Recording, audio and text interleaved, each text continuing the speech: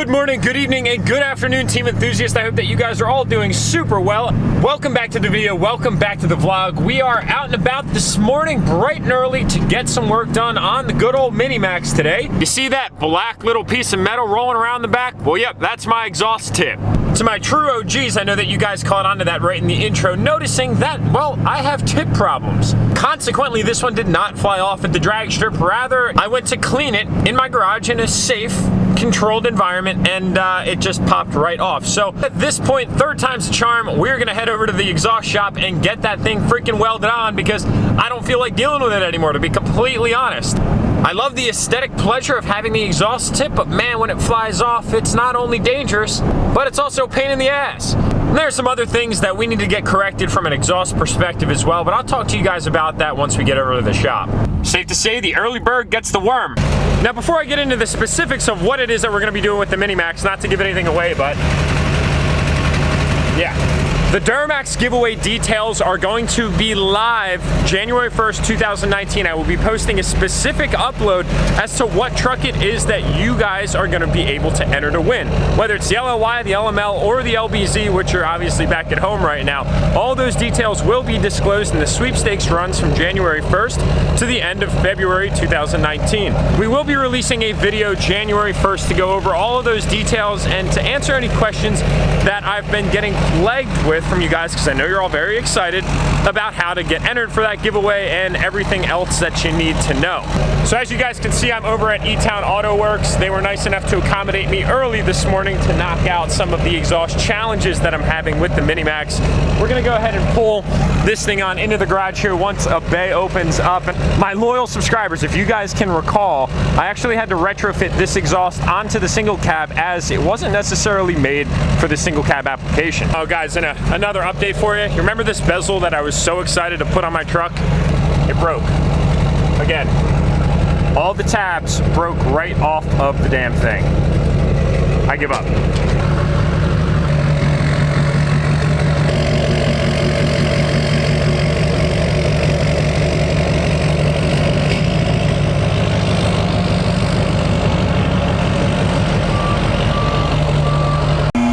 We have takeoff, ladies and gentlemen. Some morning butt scratches are irreplaceable. Some would argue better than a cup of coffee. Can you see where the blatant point of contact is? Oh yeah, right here. Yeah, it's like, I don't think there's any clearance like at all. Right there. Hey, nice. Yeah, it's been rubbing for a few thousand miles. So guys, basically the plan right now is to add some exhaust hangers so that way we're not vibrating like a nervous cat up under here. So basically what we had to do is we had to use a crew cab Flow Pro exhaust, and so we kind of had to play around and Frankenstein things just a little bit, and of course that results in some other necessities in the process. So you can see right here one of the factory exhaust hangers is not being utilized, which is causing just a slight exhaust rattle, so we're gonna get that corrected. And then on the back end here, we're actually going to mount up another bracket somewhere in this area to basically reduce some of the lateral movement that's occurring with the exhaust pipe. And now my idea here is to actually have the ability to separate the exhaust right here at the over axle flange to allow for the axle dump styling, if you will. And then of course our freaking pesky tip that loves to fly off, that is going to get welded on so that way we have a fixture that will never fly off in the future, because the third time is enough to realize that it's not going to stay on indefinitely. The flexibility on my other trucks to go from axle dump to non-axle dump, but I figure here on the Mini-Max I had the opportunity due to where the flange was located, so it'd be kind of cool to have that option and flexibility, and that's what we're going to look to accomplish. So I'm actually having Nate remove the original mounting hardware off of the exhaust tip due to the fact that the lower leaf spring mount right here, you guys can see kind of how it was bouncing off. I figured getting rid of that would give us just a little bit more clearance that we needed to kind of fix this thing up into a proper position.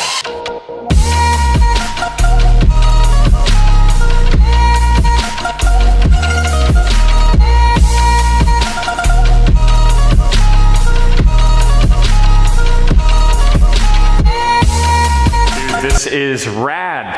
Holy crap, it's Frankenstein. And it's got a plow on it. Does it have heat? No. No heat. No. So as long as you have a good jacket and a nice pair of gloves, then all is good. All is good. So you got a 4BT Cummins.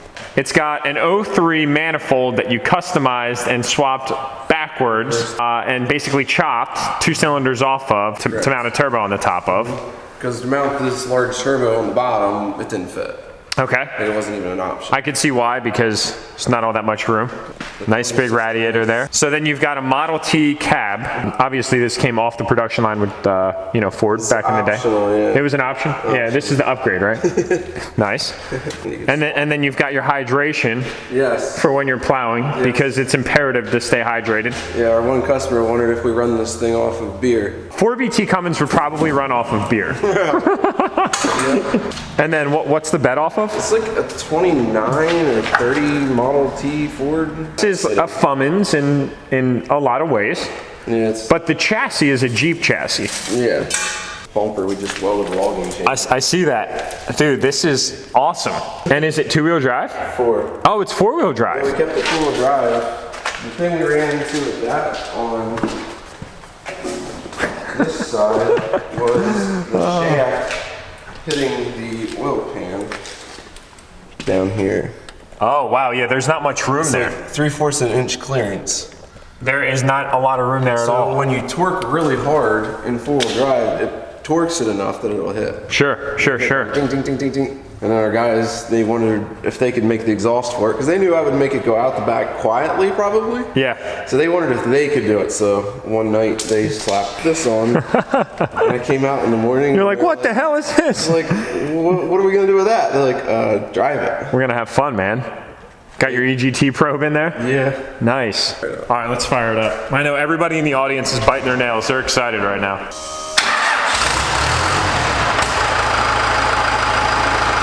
That's awesome.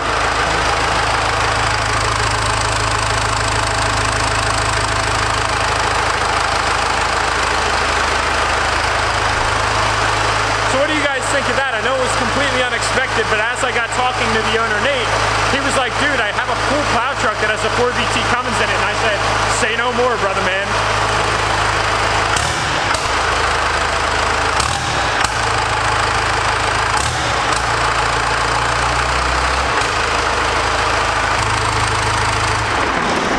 So how do you kill a Cummins from the side? They have like an electronic mechanism. They just shut the little, just pull the valve shut. You just close it just like that, huh?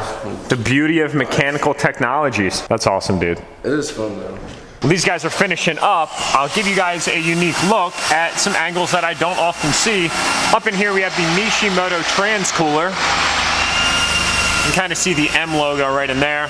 Then up underneath here, you guys can see the transmission is nice and clean. That was compliments of Logan Lewis down there at Diesels Unlimited in Elkton, Maryland. We do have the fleeced lines on the trans as well. That is a common failure point for any of the transmission lines on these older trucks, which is kind of part of the reason that I just had him upgrade those as well.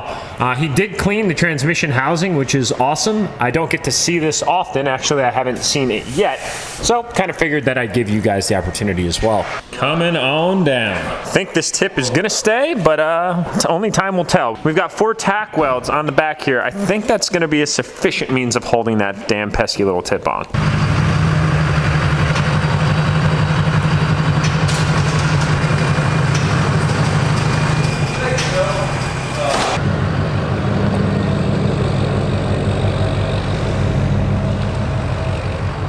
God, I love that thing. It's not often I get to enjoy this truck actually moving when I'm not driving it. That roll pan though, looks so good. I'm just super pleased with how this build is coming along. No more rattles, boys. Shout out again to E-Town Auto Works. I'll put all their information down in the description below if you guys are from the area. I definitely recommend checking them out. Love supporting local businesses in any way that I can, and especially local businesses that are owned and operated by young entrepreneurs. As you guys saw, that 4BT Frankenstein, Ford, and Jeep and everything else is actually owned by the owner, Nathan. Very nice guy, and he was extremely accommodating. Plus, nothing trumps going to a garage that's filled with automotive enthusiasts. Thank you again, guys. I appreciate your help. So I don't know if it's a common issue on these older trucks, anything from like the LBZ down, but I can't get my trucks to get back up to operating temperature. That's about where they max out.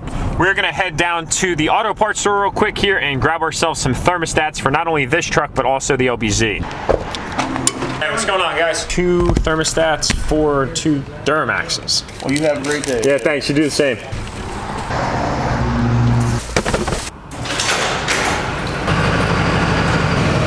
Oh my God, leg day was a terrible idea. A freaking thermostat. That is probably one of my least favorite things to do to these trucks. For those of you guys that have no idea what a thermostat is, it basically regulates the temperature of your motor. I hate to bear down to those really rudimentary details, but I know that some of my viewers don't know, so guys that know, forgive me. That's the thermostat housing. 2 thermostats are inside, boom, boom. And it's a simple process to change, really just pull this pipe off, pull that pipe out, pull that cover off, shitty thermostats out, new thermostats in, boom, boom, boom, assembled, add coolant to the system, purge system, done. I haven't decided if I'm gonna film that yet because it's a pretty boring process and it's not that exciting. It's just kind of categorized as one of your general routine maintenance kind of items. I guess that's a relatively common thing for these trucks, at least from a simple Google search. Again, I'm believing what I'm reading. We are not gonna be changing them on this truck today due to the fact that, well, we did something exciting today, boys and girls. You guys ready to know what it is? We just ordered the new turbo setup for the good old Mini-Max. Yes, not only did we just spend money to do a new turbo, but I also spent money on what are called injectors. So we are going to be seeing this truck go under the knife again here probably in the next few weeks. Go faster. And we'll have more fun and maybe sound a little bit different too. So the new turbo setup will not look like this, as a matter of fact. It's gonna be just a little bit different, and it's going to require that we change that pipe. It's also going to require that we change that pipe and that pipe. And it's going to match the powder coat, which is gonna be kind of a cool thing. So I don't wanna get too into the details here, guys, but the new turbo setup is going to allow us to achieve way more impressive numbers with this truck. Right now, I'd say, if I had to guess, this truck's making probably around 540 to the wheels. That might even be a little bit of a drastic number. I'm not trying to brag. The number really doesn't matter to me. I'm just trying to give you guys a somewhat accurate representation of where this truck is to date with the mods that it has. The intent of this build was to show you all progressively, step by step, of what it is that you could achieve with a legacy powertrain. And I think that I've been able to do that with you guys. I wish that I could get to the drag strip every single time, but unfortunately my schedule just doesn't allow for that. But we have gotten to the track on the stock trans, and we got to the track with a built trans. So by no means am I building a drag truck. Really not interested in doing that. Rather, I kind of wanted to have some quantifiable evidence of how the truck's times have improved over time with the concession of modifications. So I'm super freaking pumped about this. I've been holding off just a little bit because I've honestly been flooded with all the trucks that we've got on the channel, all the opportunities that I've had to get out and kind of meet other people and do other things with other people that aren't specifically focused on the builds, and of course the modifications. So what I'm thinking about doing with this is, being that I can work on it in my garage and utilize the nice space heater that I have in here, I'm probably going to do this truck in a small build series. It's very unrealistic for me to feel as if I can knock this all out in one 10-minute video for you guys in one night. That's practically impossible with managing all the other facets of life. So rather, I think what I'm gonna do is I'm gonna focus on videos of like a teardown, an install, parts discussion, and then a build back up, as we are gonna be doing injectors and a turbo, and I've never actually taken on those jobs by myself before. When you really get into it, pulling a turbo really isn't the easiest thing. I mean, it's pretty accessible, but all this piping pretty much has to come back out. And getting to the actual pedestal bolts can be somewhat of a nightmare.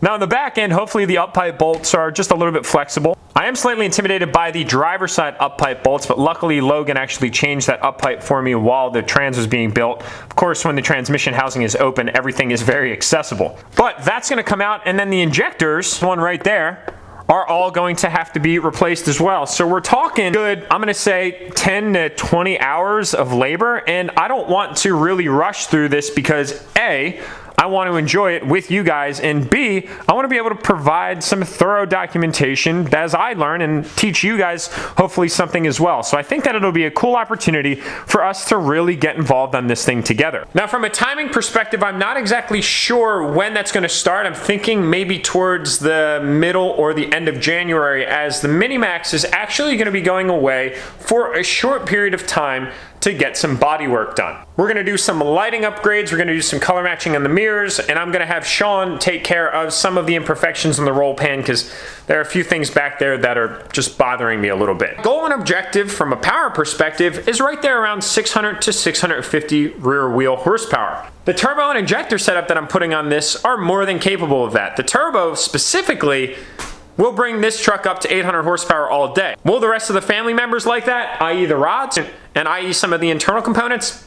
No. That's why I'm shooting for that 650 rear wheel horsepower number, because with methodical driving and, you know, spirited pulls, this and that, we should be good. That's me knocking on wood. Well, that brings us to the question of, Jack, what about the head studs, dude? You got an LLY. I know, guys, and I'm well aware of that. But in order to change the head studs on these trucks, you actually don't have to pull the turbo out. So what I'm gonna do is I'm just gonna continue to go through the enjoyment of the process, and when we need head studs and head gaskets, I've got plenty of individuals that are more than willing to help us do that. Am I gonna do that job myself? Probably not, just because pulling the heads is something that I'm not really all that interested in doing in my garage, nor do I think that I have the time to do it the right way. There's some machining required, some milling required, some cleaning required, and it's a little bit more complicated than kind of just taking some parts off and putting some parts back on. There's some intricacies, and I just don't really have much interest in doing that. But once that is all said and done, this truck really will be bulletproof. But as I'm saying with the LOYs, you know, everyone's scared, like, oh my God, the head gaskets. Well, once a head stud stretches, we're gonna know, and we're gonna take it to the shop and we're gonna get it fixed. It's that simple of a process. I know a lot of you guys want to see twins or compounds, however it is that you want to refer to it, and I know that a lot of you guys want to see single. And trust me, guys, by no means was it an easy decision to make up my mind, but I think that I made a well thought out choice, which is going to really benefit not only this truck, but also the enjoyment of driving it, power delivery, and let's just say mid to long-term reliability. So guys, just a quick reminder, we do have all the new products live on the Enthusiast site. We are gearing up for the Durtymax giveaway, whichever one it might be. We have roughly 45 shop banners available. I suggest that if you want one of these, get it while they're hot, because they're going to go very fast. I'm also working on getting you guys these rear glass decals. There are only gonna be roughly 45 of these available as well. So we have key tags, we have hoodies, we have hats, we have shirts, we have winter hats. We have a whole bunch of things that all of you guys have been asking for, and basically my intention with this is to provide you a product that you can greatly enjoy for a long period of time. Not to just basically provide some crappy apparel that you guys can't wear. I truly want this to be an embodiment of what empowers you guys, what drives you, what you're passionate about, and ultimately giving you, one of you, the opportunity to take home your dream Durtymax. It's been a dream of mine since I started YouTube 2 years ago to be able to buy a truck in cash to be able to give to one of you guys, and that's what I've been able to do with the support of all of you. And this is kind of my gratitude in giving back as a means of, holy crap, we made it to 100,000 subscribers. Mark your calendars and set those reminders.